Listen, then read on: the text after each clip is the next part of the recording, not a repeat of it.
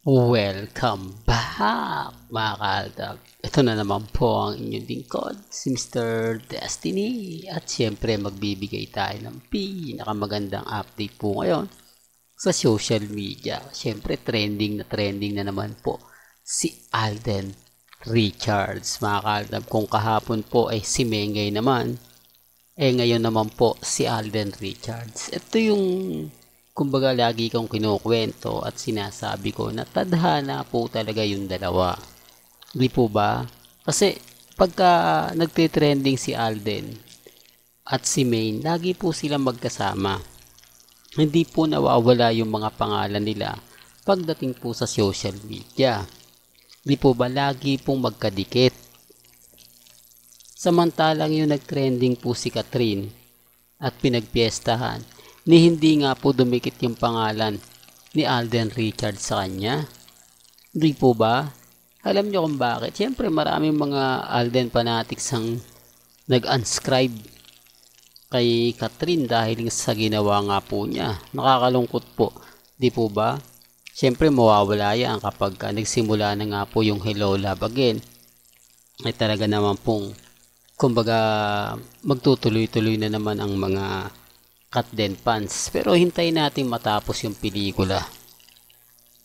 Doon magkakaalaman. Marami kasi akong kwento na naglalabasan na kumbaga yung mga karelasyon ni Catherine Bernardo, hindi po ba na stay lang muna sila. Kailangan daw walang issue. Kailangan hanggang November kumbaga tahimik lang, di po ba?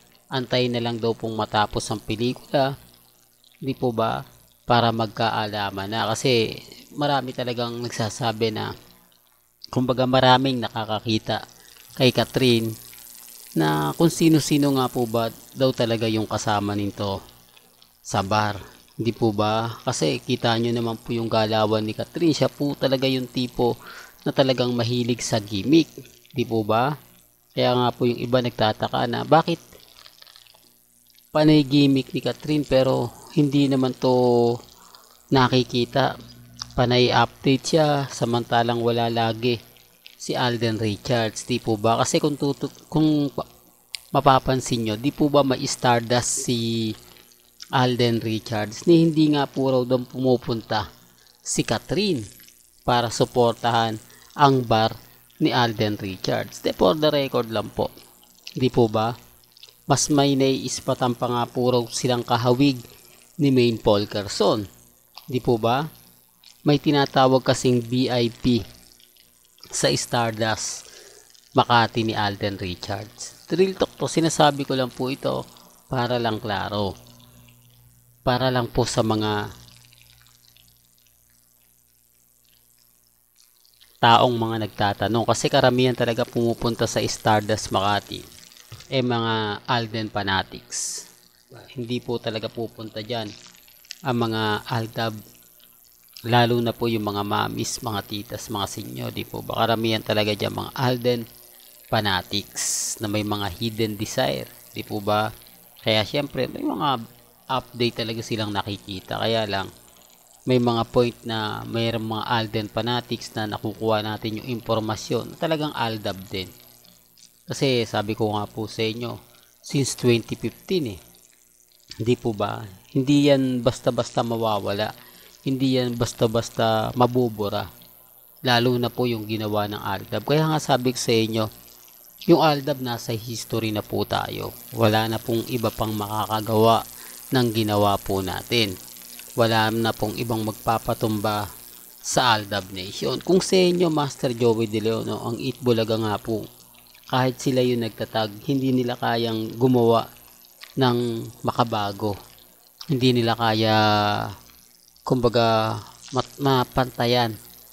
Di po ba? Real talk to mga ka-Aldab. Kaya sabi ko sa inyo, etong si Angeliana, yung nagsalita na siya, maraming nagsasabi na talagang walang utang na loob daw ang TBJ at tape. At syempre, ang GMA Network. Bakit ka mo, Mr. Destiny? Wala naman pakialam ang GMA dyan. Well, nabayaran po sila kumbaga nagkape na yung mga utang ng Itbulaga naibayaran sa GMA Kapuso. Yung mga airtime na hindi nabayaran bigla na pong nagbayad, di po ba? Sa dami ng sponsor ng mga panahon na yun, talagang yung mga kakulangan naibayad. Kaya nga sabi ko, respeto na lang po sa mga taong hindi naniniwala, di po ba? Respeto na lang po sa mga hindi po naabutan yung mga kilig moments ng Aldab na sinasabi nila na kumbaga may mga video na ganito ganyan. Kasi ng panahon ng Aldab, wala pa pong high-tech na cellphone. Kumbaga mga cellphone na yun, masasabi natin na hindi masyado popular. At napakabagal pa po ng internet ng mga panahon na yun. Di po ba? Kumbaga pag nagpapaload ka, kinakain pa. Pag nabuenas ka, hindi mo magagamit yung niload mo. Biruin mo, halagang 50 pesos, isang araw lang na unlimited yon. Di po ba? Ganun po kamahal ang, kumbaga ang wifi na ang load po na sa data. Di po ba? Unreserved pa yon. Kumbaga, kaya lang, may limitado siya. Kung malaki budget mo, talagang masasabi mong 1 week yun. Pero karamihan nga po 50 lang yung nababudget ko. Talagang sobrang bagal. Kasi hinahabol ko pa po nun yung Kalye serie kasi hindi ko siya napapanood sa TV dahil kumbaga meron tayong trabaho. Inahabol ko na lang po yun sa YouTube. Sobrang bagal po. Grabe. Ubus na yung data mo o ubus na yung lobat na yung cellphone mo, hindi mo pa gaano nabubuo yung gusto mong panoorin. Di po ba? Sinasabi ko lang po ito para lang klaro. Sa panahon kasi ngayon talagang marami na nasisave, marami na nagagawa, na-edit mo na. Di po ba? Kung panahon ng Aldab ganito, di sana ang dami namin mga photos, mga video na kung saan nga po talaga masasabi natin na talagang pabor na pabor. Kaya ang sabi ko sa inyo, si Alden Richards at si Mengay, sila po talaga yung totoong tinakda at tinadhana kasi hindi po talaga nawawala ang mga pangalan nila sa social media. Kahit sabihin na natin, ito nga lang po, napakasimple. Si Mengay, wala man lang yung tipong wala siyang pelikula, wala siyang teleserye, wala siya gaanong labas, di po ba? Pagkatapos lang ng Itbulaga, wala na siyang update, hindi na siya nagpaparamdam, di po ba? Although magpo-post si Mengay sa Itbulaga rin, samantalang si Alden Richards diretso sa TV commercial, photoshoot sa Bibo, maraming ganap, di po ba? Kaya normal lang na maging trending siya.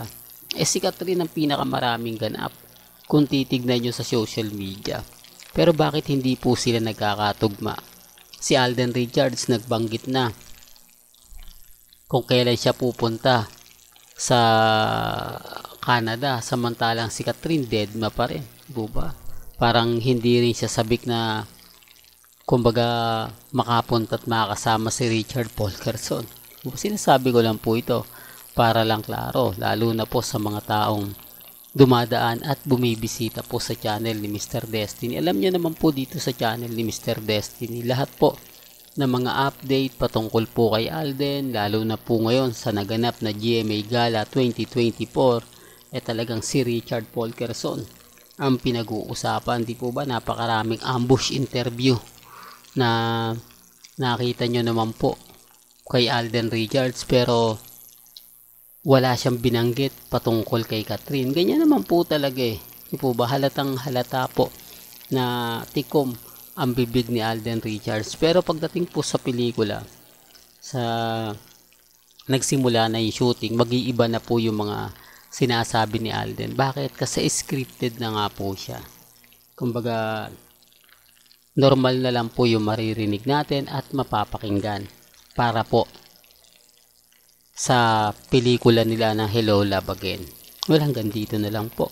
ang ating latest updates. Kaya kung gusto nyo pa po ng pinaka-latest at sariwang update, abay tumutok lang po kayo dito po sa channel ni Mr. Destiny para updated po kayo sa mga latest at sa mga bagong video po na ilalabas po natin. Kaya kung bago ka lang sa channel na to at isa kang true-blooded Aldab Nation na nagmamahal kina Mengay at Tisoy, tama po ang channel na pinuntahan mo, kaya consider na po kitang bagong subscriber.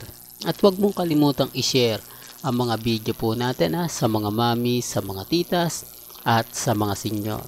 Hanggang sa muli, salamat po sa panonood at pakikinig.